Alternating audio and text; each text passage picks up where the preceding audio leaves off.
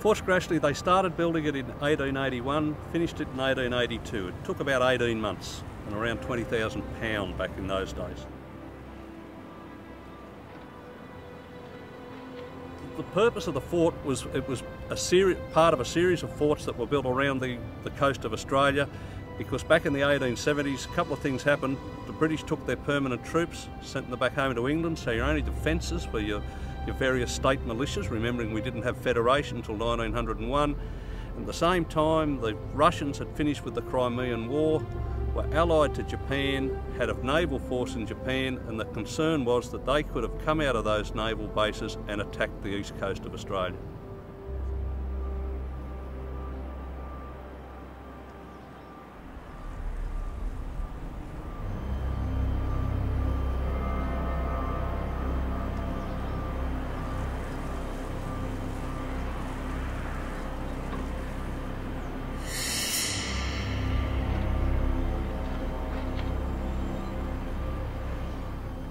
All the guns in the fort have rifle barrels and therefore fire shells. The two that we're looking at on the hill now are the original Armstrong Mark 7s that were installed in the fort in 1911 and made the rest of the guns redundant, because for the first time in the fort's history they had two guns that could rotate through 360 degrees. These two guns, because they were installed in 1911, therefore they were 100 years old last year.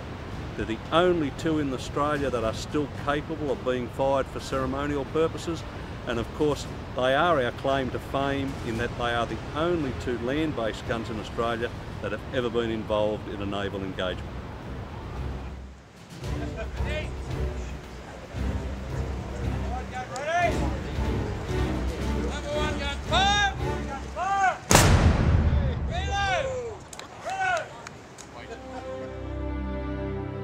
One of the advantages of being a volunteer at Fort Scratchley is the view.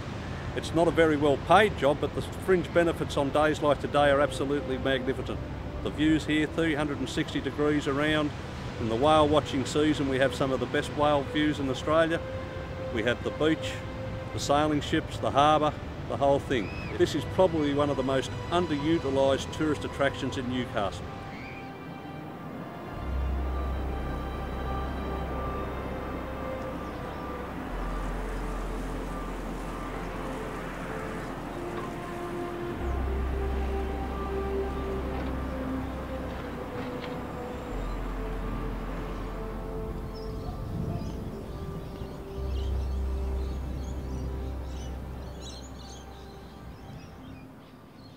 Right now we're in the alleyway that services the top level of the tunnel. So on this level we have three gun emplacements where the original guns from 1882 were placed to protect the fort from attack from the seaward side. This particular site here is the detachment rest area. This was installed in 1911 along with the two Mark 7s up on the hill, and this was purely an area where the duty crews could rest out of the elements on the hill and play cards, maybe write a letter home. But if they were called to action, like on the night of 8th of June 1942, they would run down around the corner, out the door and up to the guns ready for action.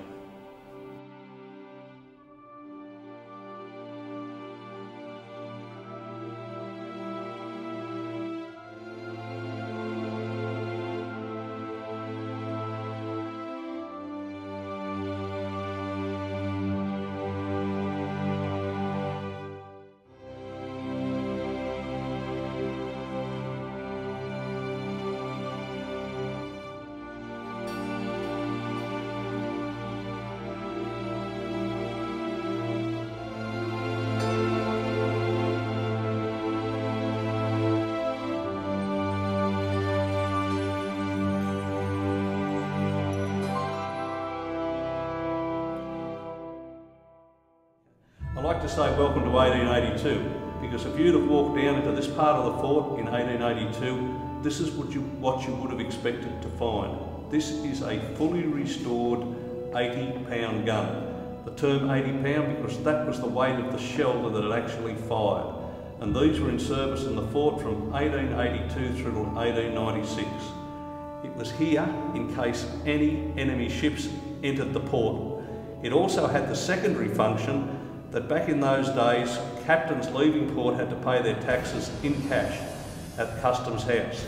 Any ship deciding to try and do the so-called midnight flip without paying, these guns, we are told, had the job of putting a shot across their bows and convincing the captain of the error of his ways.